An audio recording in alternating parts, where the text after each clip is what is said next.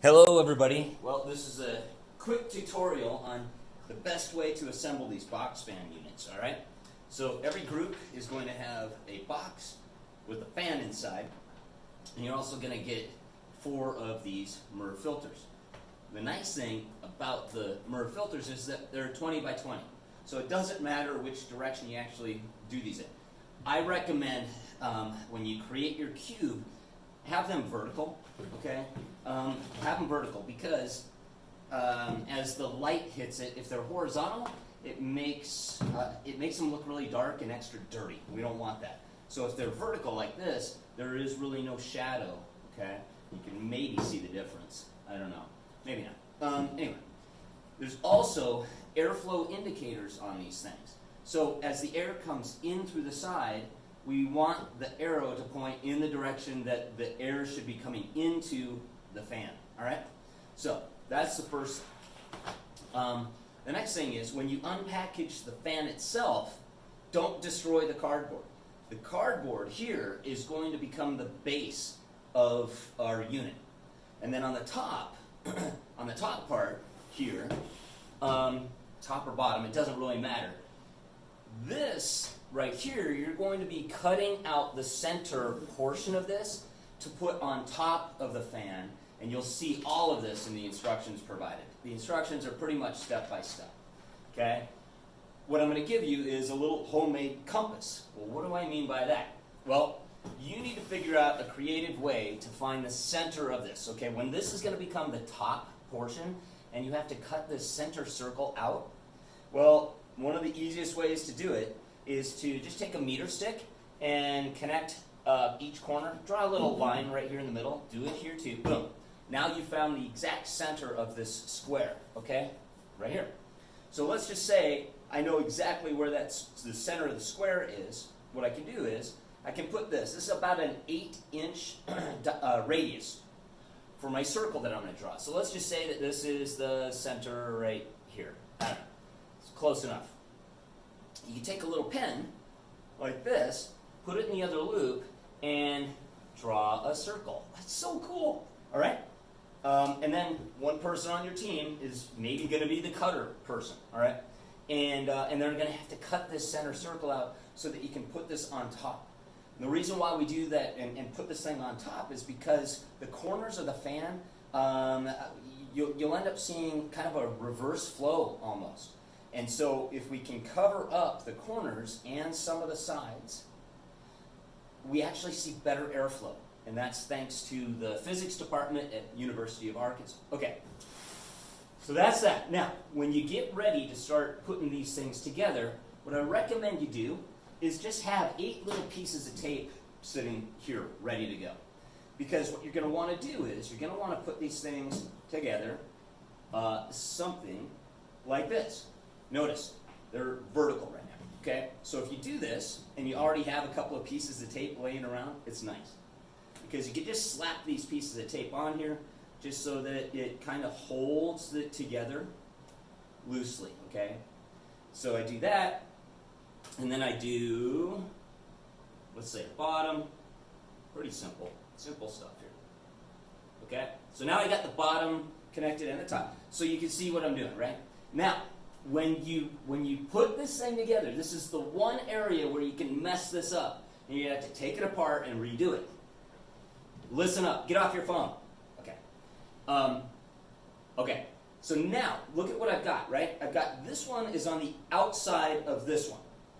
That means I have to put this one, the other side, on the outside also. I don't want to do this. I don't want to put it on the middle because then I get this wonky non-squarish sort of device. I don't know if that's an actual thing. Okay, so, and then that means that this one, your last one, will have to slide in the center like this, okay? And you're just going to loosely tape these together, and then you can go ahead and actually seal up the sides using more duct tape, okay? Don't worry about using too much. We've got plenty, all right?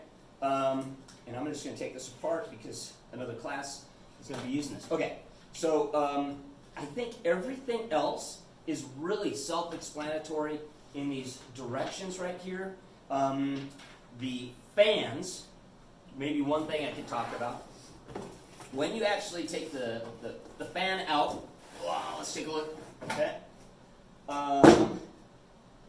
The word LASCO should be up, okay? Because as this thing blows, we want the air to come in through the sides and go up like this. So the word LASCO right here, this is the top of the fan. So this is going to be taped on top of your cube that you create. And if you notice, if you look really closely, let's see. Right here, okay? On this bottom part here, you'll see there are little holes, okay? Every hole that you see on the fan unit itself, and they're pretty much only on the bottom, you've got to cover up every little hole because we want all the air to come through the filters and not through any openings. That's why I don't want you to be afraid to use too much duct tape. Everywhere that you think air could come in, except through the filter, you need to make sure that can't happen. All right, so you need to cover every hole, every gap, every whatever. Yeah, I think everything else is pretty self-explanatory. When you get your box put together of just the filters, you'll take one side of this right here, and again, somebody's going to be your cutting person. Boom, cut this side off, put it on the table, set your frame on top of it, and just kind of draw around, and then trim it. And then you tape the bottom to the bottom of your cube. Pretty simple.